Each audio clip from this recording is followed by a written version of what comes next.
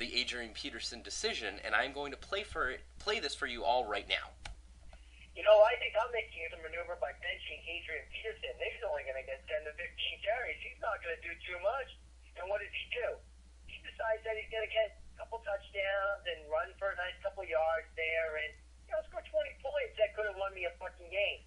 That's pretty much how I'm feeling today. That's about it. All right. John, give me a call whenever you get a chance. We'll talk to you later. Bye.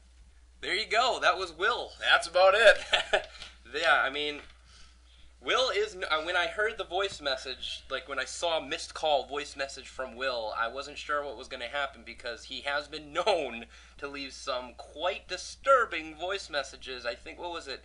He was, his voice message from, was it D6, PJ DeFagnis? Oh, yes. Was just recently, this offseason, enshrined into the Hall of Fame, so I was kind of scared for my life there, but he's basically just venting about his decision regarding Peterson. I can feel his pain. It sucks to leave points on the bench, especially as, second round pick there, but, what are you going to do? Exactly. Now, I do want to point out a few other things regarding Week 1, Bub. All of you that, may have lost in Week 1, all you, losers out there. Yeah, losers. Yes. You may be thinking to yourself, not a big deal, long season. I think this may have been mentioned in the power rankings. Yes. But just want to point it out that in the history of the Dynasty, Bub, all 8 seasons thus far, if you lost, every team that lost in the first game did not go on to win the Dynasty Championship. To say it a different way, all the teams that won the Dynasty Championship won in Week 1. It would have made a lot more sense for me to say it that way. Mm-hmm. That's why I clarified. But that's why you're here. Thank you, Bubba. You got it. Another kind of I guess stat that I want to mention, Bub, is Coach Chris Heaney's VIP on Swole. Quite the impressive, first game there. He is actually the first coach to score over 100 points in his first ever game in the Dynasty. Really? Since the Iron Men did it, believe it or not, back in D5. So, congrats to Chris. Nice job. He was a little perturbed at his preseason power ranking. Mm-hmm. But maybe I'll throw him a bone this week and rank him, 9 instead of 10. I don't know. We'll see how I feel. There you go. Another point, Bub, is going into the season, this was mentioned, I think, in one of our previous episodes, that, the South looks to be the stronger division, blah, blah, blah, blah, blah. Blah, blah, blah, blah. Well, 3 teams in the North had over 100 points, and 3 teams in the South had over 100 points, with Yellow Peril in the North leading the league, with myself being in second. So, as of right now, it certainly looks, relatively, even and close between the 2 divisions. It's Week 1. A lot can happen. True. We don't want to over-exaggerate here, Richard. We're just talking about Week 1. Speaking of over-exaggerations, though, Bub, how about RG3? You know what? He looked real good. Real good. Real good. RG. Real good. 3. I don't get it. RG. Real good. Oh, yeah. Okay, I get it. I didn't even mean to do that. Well, I get it. I just assumed it was going to be funnier, honestly. Okay. So. And that's it. Yeah, that's it. Hey, remember when I picked Russell Wilson as the draft pick of the year, Bob? Yeah, he looked real good on my bench. Yeah, he didn't look so good, and I was just being humble, honestly. I really wanted to go with RG3, but I didn't want to pick my own pick and stuff, but I kind of wish I did. You'd be a douchebag if you did that. Replacement referees, Bob. What you got? We had a very long conversation at the Heaney residence. Myself, Mr. Coach Heaney, and Coach Palucha, yes. My brother Zach. And it turned into, some of us thought, that there were refs from D1 schools now in the NFL, which is not true, by the way. But some of us thought that the replacement refs were doing, okay. Some of us thought they were doing horrible. Mm-hmm. I was kind of in the middle. I didn't think they did a terrible job. I think, they might have missed a few things here and there. But overall, I thought they did well, but I would like to get the regular refs back. Yeah.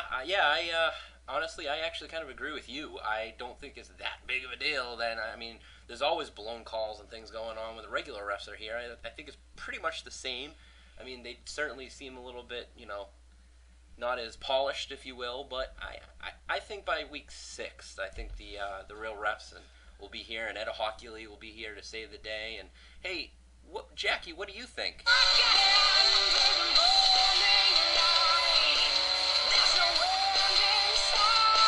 Thanks, Jackie. I'll tell you what, I do hope the NFL, the real refs come back soon, just so I don't have to listen to the bitching by some of the other coaches in the league.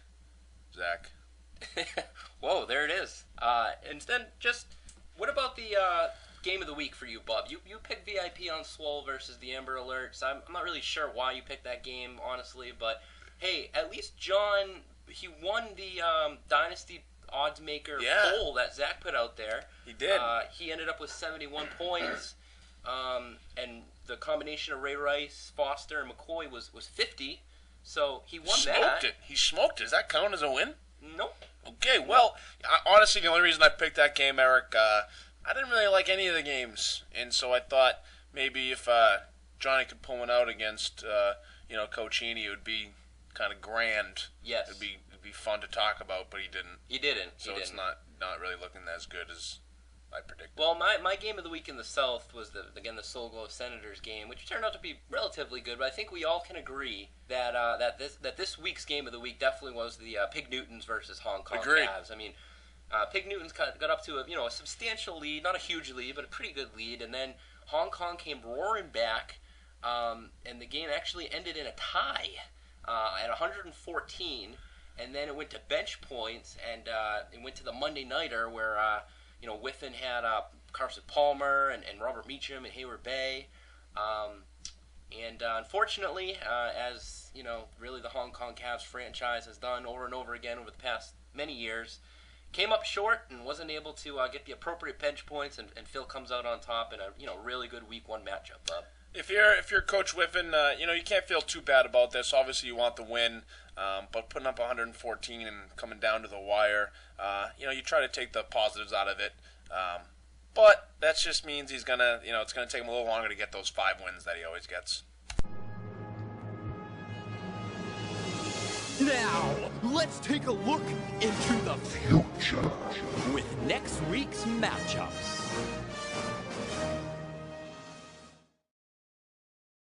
Week 2 of the NFL is coming on up, and Week 2 here in our league, brought to you by Tom Berkowitz Trucking, by the way, Bub. Great trash removal.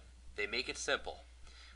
We got a bunch of games, believe it or not. We've got about 6 games, I think. 6 games this week. We got in the North Riverdale division. I am going up against the Boston Loggers. They're trying to get their first win. The Yellow Peril coming off the big win, going up against the Amber Alerts.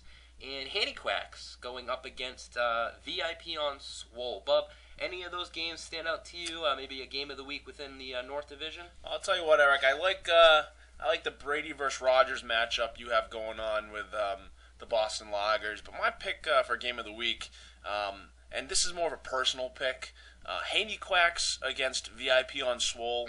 I can't wait to be sitting between those two gentlemen on Sunday. And just having them scream back and forth, especially after getting a few drinks in them. They can get a little rowdy. Yes, we all witnessed that at the post-draft party. That was interesting. And then in the South Riverdale division, we got the Hong Kong Cavs against Soul Glow, Brutal Deluxe against the Pig Newtons, and the Rock the Alien Senators up against you, Bub, the Bubblegum Shrimp. And I mean, those 3 games are actually all pretty good games. Not bad games. But I'm going to go with I picked Soul Glow last week. I guess I'll go with them again. Going up against the Hong Kong Cavs. They're obviously a bit of a, bitter rival, those two. And Soul Glow's had quite a bit of good fortune against Hong Kong, who hasn't. But he's 5-1 against him all time. So I'm curious. I mean, Hong Kong had a good week last week, but, came up short. I think if Hong Kong goes 0-2 again, he's in for another long season. And we'd have to check on him at that point. I would want to make sure that he's okay. Yeah, like mentally. Well, Bub, he did nerf himself in the keeper selection show. That was quite disturbing. Now it is time.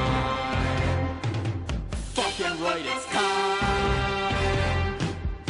So grab your balls and let's go. Coaches interview.